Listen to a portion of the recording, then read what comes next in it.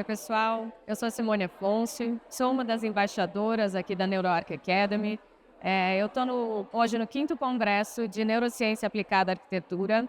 Estou aqui junto com o Dr. Marcelo e eu vou pedir para que ele se apresente. Obrigado, pelo convite de estar aqui. Eu sou Marcelo Demarzo, sou médico, pesquisador, professor da Escola Paulista de Medicina. E na Escola Paulista a gente tem um centro dedicado a Mindfulness, que é o Mente Aberta, Centro Brasileiro de Mindfulness e Promoção da Saúde. E eu também coordeno uma empresa que dá treinamentos em Mindfulness, que é a MindBR. Marcelo, a gente acabou de ter uma palestra sua, foi incrível. Eu adorei. E algumas coisas que você falou me chamaram a atenção sobre a questão da gestão do tempo e como a prática do Mind pode ajudar a gente. A gestão do tempo é um aspecto fundamental, quando a gente pensa em treinar a atenção, porque as pesquisas nos mostram que metade do tempo, metade do dia, a nossa mente está desatenta. A gente tende à dispersão, Então, nas nossas tarefas de casa e do trabalho. Então, estou com a atenção engajada em alguma atividade, sem que eu perceba, a minha mente vai embora. A gente sente isso no nosso dia a dia e as pesquisas confirmam isso. Então, se eu não treinar a atenção,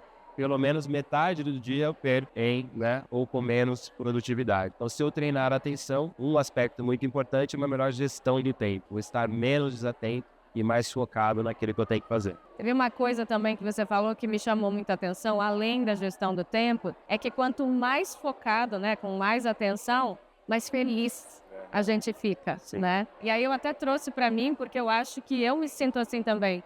Quando eu tenho um dia pleno, eu me sinto melhor. Então explica um pouquinho pra gente como que funciona isso. O primeiro aspecto é verdade, quanto mais a mente está dispersa, menos ela se sente bem. E o contrário, quanto mais eu me sinto conectado, mais eu me sinto bem. Primeiro aspecto, a gente pode entender o contrário, Quando a mente está dispersa, o que acontece? Muitas vezes ela vai para o que a gente chama de ruminação mental. Eu fico remoendo coisas, Me preocupando excessivamente com as coisas, ou pensando de maneira negativa, ou no modo autocrítica excessiva, Então a mente dispersa, que a gente chama de piloto automático, muitas vezes ela vai para a ruminação mental. Então, quanto mais eu fico disperso, maior chance que a minha mente tenha ido para lá, e isso faz com que eu me sinta pior, Muda as minhas emoções, muda o meu corpo, muda a minha mente, Esse é um aspecto. E quanto mais focado eu estou também, mais eu sou produtivo, Então tem o que a gente chama, que é me sentir bem por ter realizado as coisas, É o aspecto positivo.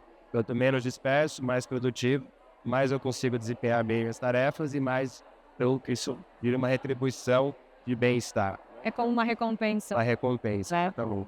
E aí hoje, no mundo de hoje, que é uma correria, A gente está sempre correndo, a gente está sempre com pressa.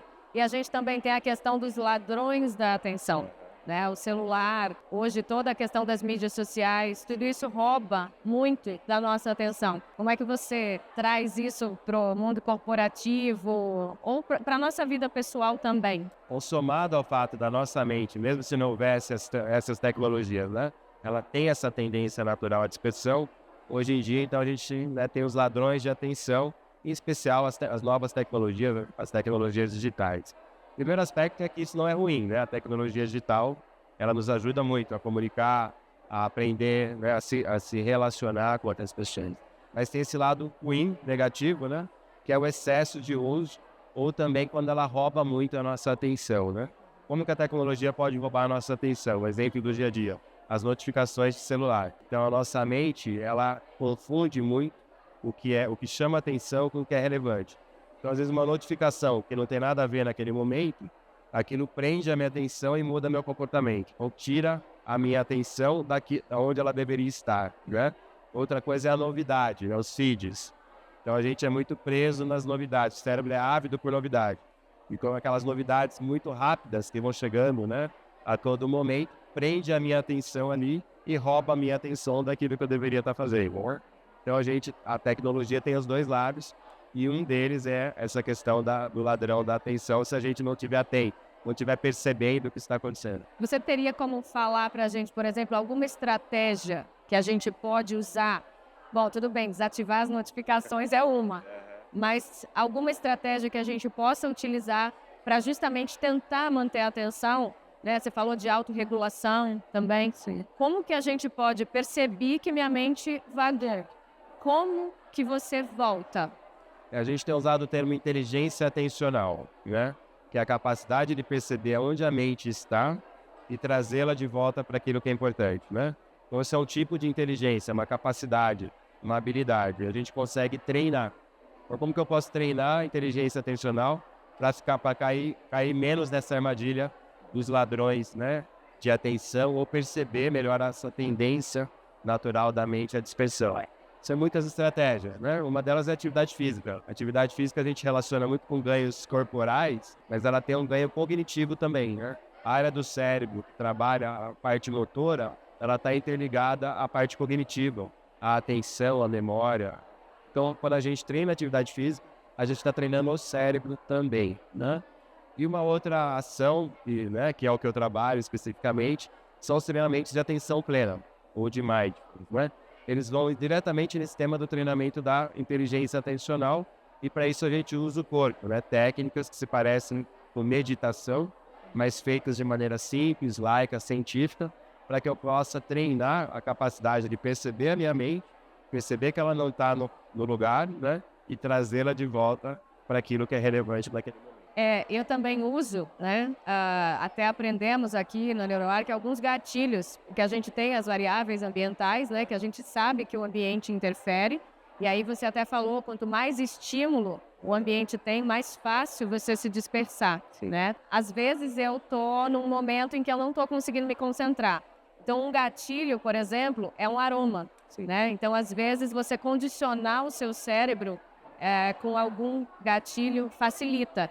E é isso que está dentro de uma das coisas, né, no seu treinamento? É uma das habilidades que a gente treina, ou retreina, né, no caso de Mind, é usar melhor a parte sensorial, né?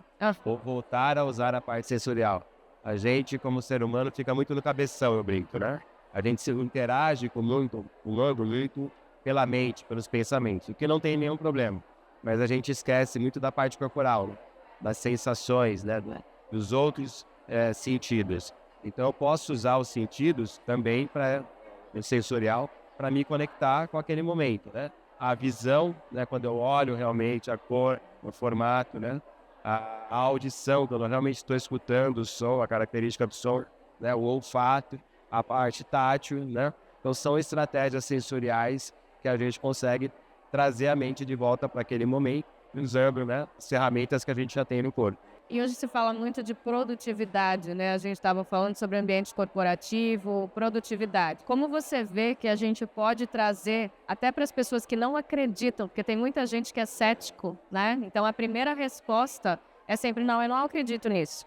Como você acha que a gente pode trazer isso para um ambiente corporativo, onde é muito exigido hoje a produtividade, bater meta? Como a gente trazer isso para que as pessoas comecem não a acreditar, né, de primeiro impacto, mas a querer experimentar, pelo menos? A gente pode falar, né, sempre em 3 níveis, 3 camadas de ações. Ações individuais, então os próprios líderes, os próprios times, buscarem estratégias, né, para lidarem melhor com a atenção, para desenvolver inteligência atencional e emocional, né? Então isso pode acontecer naturalmente.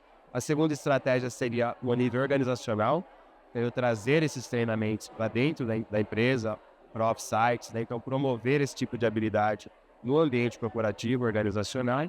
E o terceiro seria no nível de legislação, né? Então, ou de cultura organizacional, no nível mais de crenças, de valores, né? De políticas ou organizacionais ou públicas. Por exemplo, agora a gente tem a NR1, a nova NR1, que fala da saúde mental no ambiente corporativo, da importância, né? Como uma regulamentação, como uma lei, né? Então é ideal que a gente tenha esses 3 níveis. Ações individuais, ações no nível coletivo, também ações mais no nível da política ou da cultura organizacional. Agora, todas elas começam com informação, como você falou, né? Então não deve cair de paraquedas, né? Então sensibilizar as pessoas, como a gente está fazendo aqui no Congresso, né? Trazer o tema, explicar o tema, né? Tirar as distorções, os preconceitos, né? Muitas vezes existem informações distorcidas. Então, trabalhar o tema no nível de informação para que depois seja mais bem aceito e implementado. Até porque ainda existe muito preconceito em relação à saúde mental. Também. Né? Então, hoje, quando a pessoa tem algum problema de saúde mental, ela é simplesmente excluída, né?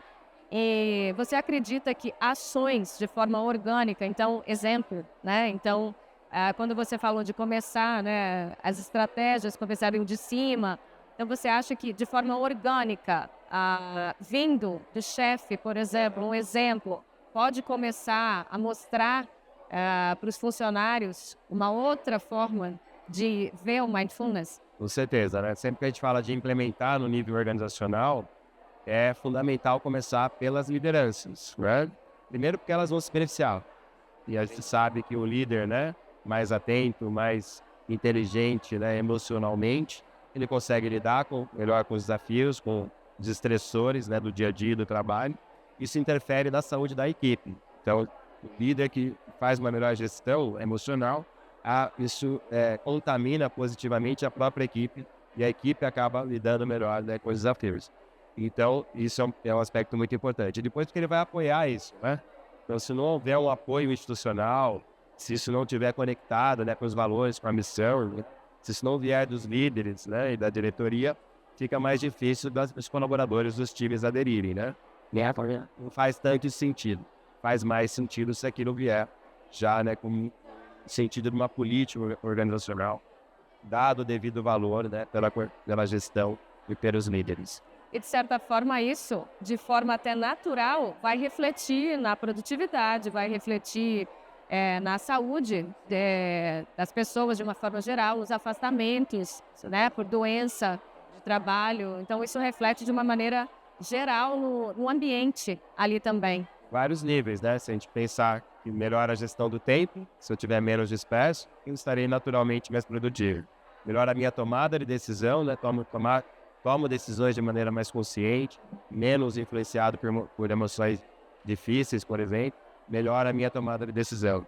Melhora a minha saúde mental, eu adoeço menos, né? Seria uma pessoa mais presente. Então, há um benefício em vários níveis, né? Desde gestão do tempo até saúde mental. Tudo é uma consequência da outra, né? Você começa um processo, parece que de certa forma aquilo vai fluindo, né? Cada vez melhor, cada vez mais. É isso mesmo, né? E tem esse efeito de contaminação positiva no ambiente. E às vezes a pessoa vê a outra que fez o treinamento e quer fazer também, e uma pessoa lida melhor com estresse, isso interfere nas relações, interfere no time. Então é um efeito bola de neve. E uma das coisas que você falou também a gente não tem como eliminar o estresse, né? Mas é como que a gente vai lidar com cada situação estressante que acontece no nosso dia. O estresse faz parte do dia a dia, muitas vezes importante, inclusive, né? E há dificuldades, desafios em todos os níveis. Isso não vai desaparecer. Não. A gente tem que aprender a lidar melhor com isso para sofrer menos, para ter uma vida com mais qualidade, com mais bem-estar, a partir de uma nova relação com esses estressores do dia. A gente não precisa concordar, a gente só precisa se respeitar. Né? A gente encerra então o nosso podcast por aqui. Eu agradeço muito por esse bate-papo, por esse momento que a gente teve aqui. Espero que vocês também tenham gostado e se interessarem, procurem mais nas redes sociais. Dr. Marcelo, depois a gente coloca aqui também o Instagram, se você quiser falar, fica à vontade. Nós temos o site, mindfulnessbrasil.com. O meu Instagram é Dr. Marcelo Demarzo, né? Dr. Marcelo Demarzo. E do nosso instituto é MindBR Mindfulness, né? Estão colocando, né, no Instagram, vocês nos acham e a gente fica à disposição, né, sempre que quiserem mais informações. Bom, e hoje foi só o primeiro dia de congresso. Amanhã a gente tem muito mais. Agradeço mais uma vez e obrigada a todos vocês. Obrigado.